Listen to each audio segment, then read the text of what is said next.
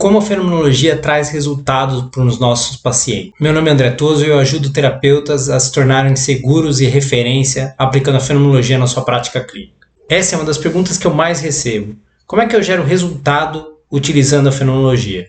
E muita gente, assim, da área da fenomenologia, já fica arrepiado só de ouvir a palavra resultado, né? Porque resultado dá a impressão de que a gente vai chegar numa solução, né? E uma das coisas que a fenomenologia traz para nós é a gente não buscar uma solução, né? A gente não ir atrás daquilo, de um resultado, vamos dizer assim, né?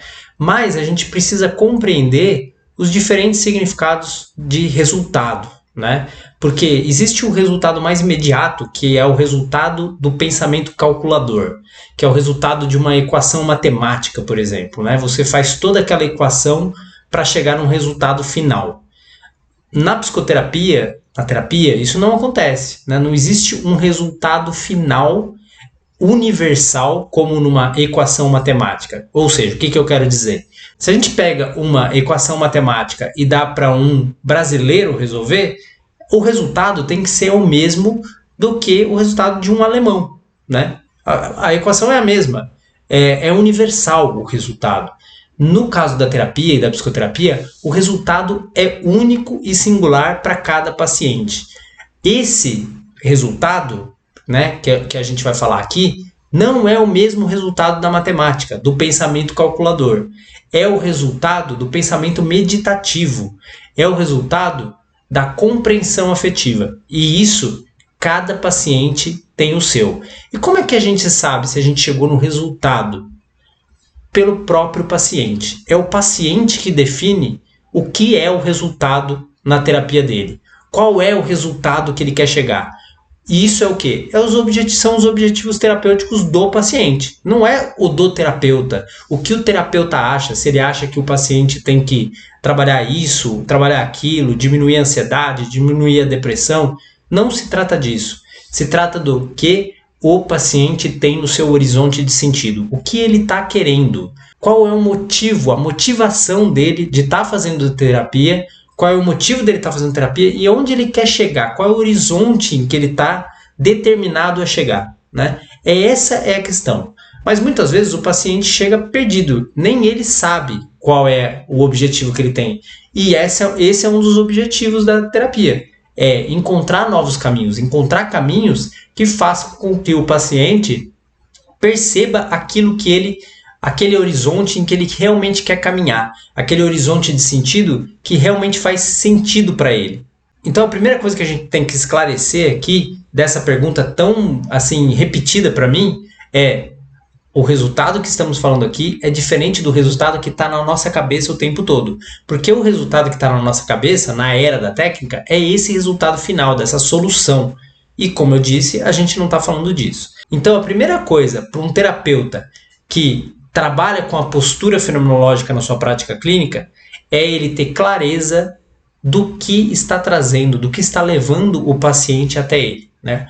O que esse paciente está trazendo para ele, ou seja, se abrir para esse encontro com o paciente, fazer a suspensão fenomenológica, a epoché, esperar o que há de vir e ouvir, escutar aquilo, mais do que ouvir, né? Escutar aquilo que o paciente está trazendo de forma serena, tranquila, paciente, com atenção, percebendo qual é o horizonte de sentido que esse paciente está procurando.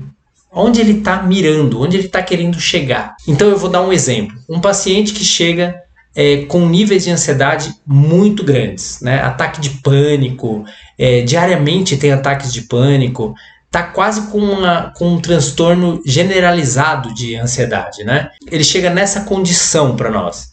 Quando ele chega, o que ele está querendo? Normalmente, a primeira coisa, ele está querendo se libertar daquela dor, se libertar daquele sofrimento que faz com que a vida dele vá se desarticulando totalmente. Estou dando um exemplo extremo aqui para a gente perceber os diferentes horizontes de sentido, tá? Eu vou dar alguns exemplos para a gente ver como existem diferentes horizontes de sentido que vão traçar diferentes possibilidades de resultado, né? Então o paciente chegou dessa forma, totalmente desarticulado a vida dele por conta dos ataques de pânico, da ansiedade, e ele quer se libertar daquela dor. E ele expressa isso. Logo, o horizonte de sentido desse paciente é esse. Ele quer parar de ter ataque de pânico, ele quer parar de ter ansiedade generalizada. O terapeuta, ele não tem que se questionar se, será que é isso mesmo que o paciente quer? Será que não tem algo por trás? Será que precisa mesmo ir diretamente para diminuir esses sintomas? Eu não vejo assim. Eu vejo que o terapeuta fenomenológico, ele tem que escutar o que o paciente traz e dar alternativas, mostrar caminhos, mostrar clareiras para esse paciente poder chegar nesse resultado compreensivo afetivo, não o resultado da solução mágica e universal. E qual é a solução para um ataque de pânico, para ansiedade generalizada? Primeira coisa são exercícios neurofenomenológicos, que eu chamo. Tá? Exercícios que possam desacelerar o paciente. Porque esse paciente já está, quando ele está com ataques de pânico, quando ele está com esse tipo de ansiedade, já está no corpo dele. Tá? As memórias afetivas dele já passaram para memórias somáticas, ou seja, ele já está somatizando no próprio corpo questões de sentimento, de afeto, que são muito profundas e que já estão desarticulando a existência dele na corporeidade também. Então a gente precisa diminuir o máximo possível essa ativação de velocidade que a ansiedade representa. Tá? Então a primeira coisa que eu faço quando me chegam pacientes com níveis de ansiedade nesse grau, eu faço o seguinte: se ele se eu não vejo a necessidade eminente de uma medicação para passar para um psiquiatra, porque às vezes é necessário, né, eu faço o possível para diminuir essa ativação. Duas formas. Primeiro, criando vínculo, iniciando já um vínculo, trazendo exercícios neurofenomenológicos que trabalhem a gravidade, a respiração e a frequência cardíaca, que são os três fenômenos, os três pontos que auxiliam o paciente a diminuir a velocidade intermitente da ansiedade. Tá? Esse seria assim, o horizonte que eu faria no meu atendimento para chegar a algum resultado com esse paciente, tá? Que sofre de ansiedade grave. Aí vamos pegar um outro exemplo, um exemplo de um paciente que chega com uma questão mais existencial, ou seja, ele não está feliz na vida dele, ele não vê sentido na vida, ele não consegue enxergar que as coisas têm algum sentido, alguma articulação de sentido. Ele está infeliz no trabalho, ele está infeliz com a família, ele está infeliz em todos os ramos da vida dele porque os sentidos foram completamente desgastados, os sentidos já não fazem assim nenhuma articulação com a realidade, então ele vai se isolando, vai se tornando uma pessoa triste.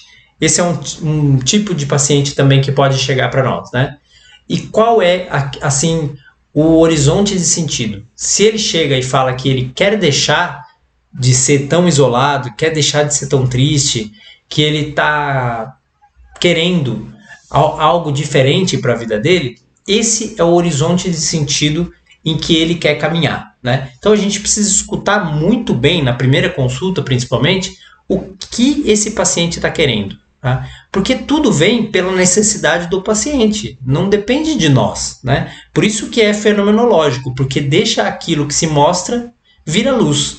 Então o paciente é aquilo que a gente, como fenomenólogo, está assim aguardando. É ele que vai revelar o caminho terapêutico, é o próprio paciente. Então esse paciente chega, fala dessa tristeza e fala que quer mudar, que ele quer parar de ficar tão isolado, que ele quer sentir alguma alegria na vida dele, que ele não aguenta mais essa tristeza tão forte. Aí o primeiro ponto aqui, né, para caminhar ao lado desse paciente, nesse horizonte de sentido, é começar a criar o vínculo terapêutico, né? Compreender esse paciente, trazer ele para uma intimidade maior com o terapeuta, fazendo perguntas abertas, conversando com ele, trazendo temas a respeito da existência dele, procurando alguns recursos terapêuticos que para ele, alguma coisa que ele goste e que a gente também, como terapeuta, também tem alguma afinidade para tentar se aproximar mais desse paciente. E para começar a criar naquele vínculo e naquele espaço terapêutico um ambiente, pelo menos um ambiente com sentido. Um ambiente em que ele se sinta bem, que ele se sinta conectado com alguém. E esse é o segredo. É como se ele, por pelo menos 1 hora por semana, ele tivesse um local em que ele pode se sentir bem, em que ele pode se sentir conectado aos poucos, vinculado e, em alguns momentos, até alegre, né? E a gente começa a criar essa relação terapêutica com esse paciente.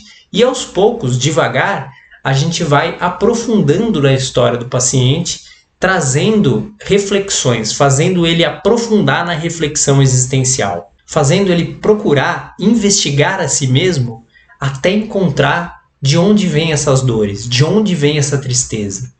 Em que momento da existência dele houve essa privação existencial da alegria, houve essa privação existencial da conexão, né? Pelas memórias afetivas a gente pode encontrar esses pontos e a gente começa a trabalhar esses pontos com o paciente, né? Esse é um outro exemplo, é um segundo exemplo de resultado, de tentar encontrar um resultado para esse paciente. Aí a gente pode falar de um terceiro tipo de paciente, né? Eu vou dar esses 3 exemplos, eu poderia dar mais, mas aí o vídeo iria ficando cada vez mais longo, né? Mas um terceiro exemplo de um paciente, por exemplo, que não acredita que a terapia pode ajudar, que está sendo, de certo modo, forçado a fazer a terapia por um namorado, por um pai, por uma mãe, ou seja, ele foi muito mais assim arrastado para a terapia do que propriamente ele quis ir para a terapia. Então ele é calado, ele não vê sentido em estar ali na terapia, né? A conexão com ele é muito difícil, assim, é uma conexão que não acontece. Então a psicoterapia vai se arrastando, vai ficando difícil, vai ficando complexa, permeada por muito silêncio, né? E aqui a primeira coisa é o terapeuta exercer a paciência dentro dele, né? Aguentar esse momento tão difícil em que o tempo fica mais elástico, assim, porque não passa o tempo, né? O paciente não fala, quando fala são coisas vazias, ele está sempre muito negativo, muito desesperançoso, não tem vontade de estar ali na terapia muitas vezes, né? E como é que a gente pode, assim, trabalhar com um paciente que não tem horizonte de sentido? Então aqui não tem um horizonte de sentido que aponte para um resultado que o paciente queira, né? Tem um vazio, tem algo mais desafiador para o terapeuta, né? Algo que já vai mais para uma outra linguagem, para uma linguagem mais do sentimento, do afeto, da afetividade. Então aqui a primeira coisa é o terapeuta conseguir entrar nessa atmosfera negativa do paciente sem se envolver, sem se fusionar com o paciente. Isso muitas vezes é difícil, porque existe a união entre o psicoterapeuta e o paciente em prol desse horizonte de sentido, e existe a fusão. A fusão é negativa, a união é positiva. A fusão é quando o terapeuta se mistura com as questões do paciente, por pontos cegos, por uma série de coisas que vai misturando os sentimentos do terapeuta com o paciente, e o terapeuta já não consegue mais auxiliar o paciente e vira um sofrimento para os dois. Às vezes a consulta é muito difícil para o terapeuta e é muito difícil para o paciente também. Então, evitar o fusionamento é uma das primeiras coisas que a gente tem que fazer com esse tipo de paciente. Saber que ele está ali por algum motivo, né? Se ele foi forçado e mesmo assim ele está ali, se for um maior de idade, por exemplo, né, uma pessoa já adulta, tem alguma motivação que ainda o leva, algum sentido que ainda o leva a estar indo na terapia, por exemplo. Então, a primeira coisa é a gente perceber que aquilo é daquele paciente, eu estou aqui como terapeuta fazendo o meu melhor e vou ser julgado porque ele não vai gostar da terapia, porque ele está forçado a estar ali, ele não vê sentido naquilo, então ele, muitos momentos, pode até me atacar indiretamente, né? E eu preciso estar forte, estar comigo mesmo para não cair nesses ataques e para não me sentir mal. Não sentir que eu sou um mau terapeuta, que eu não ajudo a pessoa, que eu estou enganando a pessoa porque ela está pagando e eu estou recebendo e não está funcionando a terapia. Tudo isso a gente precisa estar forte para, mesmo que a gente sinta, a gente não esmorecer diante desses sentimentos, né? Então, esse é o primeiro passo assim, nesse tipo de atendimento. Em seguida, a gente vai tentar vincular com esse paciente aos poucos, devagar, porque eles são delicados, a gente precisa ir devagar, indo pelas beiradas, como os mineiros dizem, né? A gente vai comendo pelas beiradas, assim, trazendo assuntos que ele goste e percebendo o que faz sentido para aquele paciente para trazer, né? Muitas vezes é difícil e demora esse passo, mas a gente precisa começar a vincular com esse paciente, tá? E uma outra coisa que é importante fazer é levar exercícios e vivências mais intervencionistas, tá? Eu sei que na fenomenologia a intervenção é uma coisa que as pessoas têm arrepio da intervenção, mas muitas vezes a gente precisa fazer intervenções vivenciais, ou seja, exercícios que façam a pessoa refletir, que saia daquele isolamento, que saia daquele negativismo, que saia daquela falta de sentido, para ela parar um pouco, se absorver e refletir. E aí existem algumas técnicas que eu ensino, né? A roda da vida, a linha da vida, a janela de memórias, e outros exercícios que você pode fazer na sua prática clínica com esses pacientes para que eles consigam passar a refletir mais a respeito da existência deles e sair dessa bolha, desse isolamento que eles mesmos criam. Então, esses 3 tipos de paciente mostra aquilo que eu estou querendo dizer com o resultado. Ou seja, o resultado ele não é único, como eu falei, ele é um horizonte de sentido. O horizonte de sentido trazido pelo paciente e que vai ser conduzido pelo paciente, e nós, terapeutas fenomenológicos, a gente vai acompanhando esse paciente, a gente vai ao lado dele, zelando por ele, zelando pelo objetivo dele. Não é o nosso objetivo, não é o que a gente pensa, o que a gente acha que é o certo, o que a gente acha que é o bom, o que a gente acha que ele precisa trabalhar. É o que ele traz, como ele traz e como eu posso acompanhá-lo e ao mesmo tempo abrir novas clareiras, novas possibilidades para ele sair de sentidos sedimentados, que a gente chama. O que são sentidos sedimentados, né?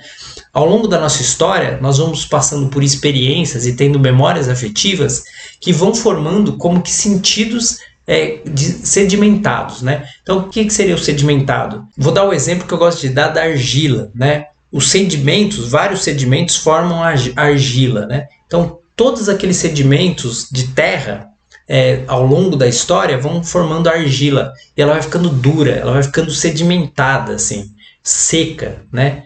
E esse é um sentido sedimentado, que foi criado pelas nossas experiências, pelas nossas vivências e pelas nossas memórias afetivas. E aí toda a nossa experiência de vida, ela passa a ser guiada por esses sentidos sedimentados. E muitos desses sentidos sedimentados são importantes para a nossa articulação na realidade e na vida. Mas muitos deles adoecem, privam existencialmente a pessoa, porque não deixam a pessoa ver de outra forma a realidade.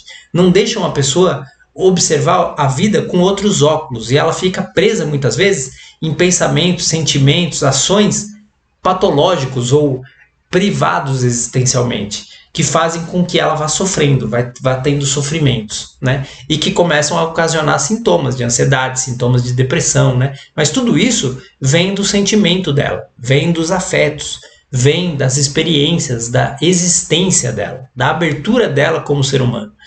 E ela vai sedimentando e depois fica difícil, porque fica tão sedimentado, tão duro, que aquilo não se move, né?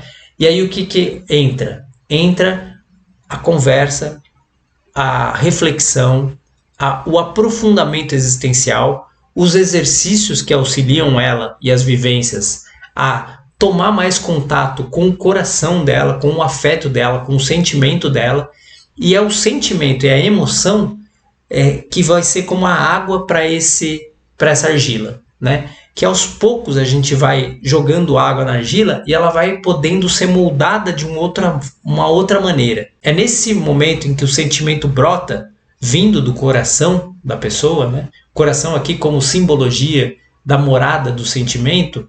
Quando ele brota esse sentimento, é como água para argila. É possível manejar um pouco, é possível formatar de uma forma diferente aquela argila tão sedimentada. Aquele sentido que antes privava pode se tornar um sentido diferente para o paciente, né? E aqui ele começa a mudança, a transformação de sentidos sedimentados que antes o privavam existencialmente para novos sentidos, para novas possibilidades, para enxergar o mundo com outros óculos, com outros olhos, mudar, alterar a visão totalmente deturpada que muitas vezes a pessoa tem da realidade por conta de sentidos existencialmente privados. Então, essa compreensão afetiva que traz essa rearticulação dos sentidos sedimentados é um tipo de resultado possível da terapia, né? É um tipo de resultado que o terapeuta pode ter ao possibilitar que o seu paciente chegue a isso, né? Porque quem chega a isso é o paciente, mas o psicoterapeuta, o terapeuta, ele pode auxiliar com as ferramentas que eu já falei, as perguntas abertas, o vínculo terapêutico, exercícios e práticas neurofenomenológicas que façam o paciente entrar mais em contato com os seus sentimentos e com a sua corporeidade. Tudo isso possibilita um horizonte de sentido diferente, de um resultado, se a gente quiser dizer, de um resultado compreensivo afetivo, e não um resultado matemático, né? Um resultado exato, mas sim um resultado de mudança de sentido, de mudança de afetividade, de mudança de sentimento naquele paciente, né? Porque a gente precisa entender que é pelas tonalidades afetivas e pelo sentimento que o mundo se abre como mundo. Logo, o nosso olhar para o mundo, o modo como nós experimentamos o mundo, vivenciamos o mundo, existimos no mundo, tem a ver com a nossa tonalidade afetiva. Se a tonalidade afetiva tiver afinada na insegurança, no medo, na desconfiança, na tristeza, o mundo vai se abrir triste, vai se abrir desconfiado, vai se abrir inseguro e amedrontador. Agora, a rearticulação dos sentidos e das memórias afetivas possibilita uma nova abertura, uma nova tonalidade afetiva, que abra o mundo de uma forma diferente, de uma forma que os nossos óculos da tristeza, por exemplo, possam ser substituídos por óculos da alegria, do otimismo, de outras afinações afetivas, que afinem o mundo de uma forma mais positiva. E isso é possível e é um possível resultado, né? Então, o terapeuta que quer ter resultados com a fenomenologia na sua prática clínica, ele precisa compreender primeiro que o resultado não é único, que o resultado é compreensivo afetivo e o ponto de partida desse resultado é o horizonte de sentido que o próprio paciente dá para a psicoterapia. E se ele não tiver nenhum horizonte de sentido para a psicoterapia, o papel do terapeuta é auxiliar ele a clarear mais o que ele está fazendo ali. E para isso, nada mais importante do que a terapia ser um momento de profundidade, né? Ser um momento em que os sentimentos vão ser refletidos, em que a pessoa vai se aprofundar em si mesma, vai se tornar investigadora de si. E não um momento de pura conversa cognitiva e racional que leva a lugar nenhum. E é natural, assim, que o paciente, chegando a esses resultados do seu próprio horizonte de sentido com o auxílio daquele terapeuta, comece a indicar esse terapeuta para outras pessoas. Isso é muito comum, né? E o terapeuta começa a ficar conhecido por conta de auxiliar os pacientes a caminharem num caminho de sentido mais potente, mais articulado com si mesmo. E isso traz o resultado que o terapeuta também necessita, que é ter segurança no seu trabalho. E aos poucos isso se tornando uma referência na área em que ele atende, no local em que ele atende, né? Ou online também, né? Se for o caso. Mas esses dois objetivos, esses dois resultados são importantes para o terapeuta fazer o seu trabalho com segurança e com tranquilidade financeira também, com tempo para estudar também, com tempo para poder se dedicar e refletir calmamente a respeito dos seus pacientes, sem ficar sempre preocupado se vai dar para pagar as contas, se o paciente fulano vai deixar a terapia e isso vai apertar mais as contas no fim do mês, ou vivendo de seguro de saúde, assim. Eu já vi alunos assim meus que atendem mais de 20 pacientes e ganham menos de R$1.000 por mês. Isso assim é um absurdo, né? É um absurdo. E a pessoa sofre com isso porque ela continua naquilo, não sabe como sair muito bem daquilo, mas o segredo é ir continuando atendendo, se tornando mais seguro para se tornar uma referência lá na frente e não precisar contar com isso. Não precisar depender, né, dessas seguradoras, por exemplo, depender de um valor por hora de consulta que é quase exploratório, né, que infelizmente é a realidade que a gente vive nos consultórios brasileiros hoje em dia, e não só brasileiros também, em outros locais também acontece. Então, o resultado do paciente, esse resultado compreensivo afetivo que o paciente vai adquirindo, que é o sentido que ele mesmo deu para a terapia, vai trazer também esse resultado pro terapeuta. E é importante que a gente tenha esse resultado como terapeuta. É importante que a gente alcance resultados nesse sentido de ter tranquilidade, segurança para atender bem e para poder estudar e ter tempo para nossa família. Se você gostou, subscreve o canal, compartilha com quem você acha que vai tirar proveito disso e continue me acompanhando aqui, que estarei aqui fazendo os vídeos de acordo com os pedidos. Esse mesmo foi um pedido. Então, tudo de bom e continuem firmes aí na fenomenologia na prática clínica.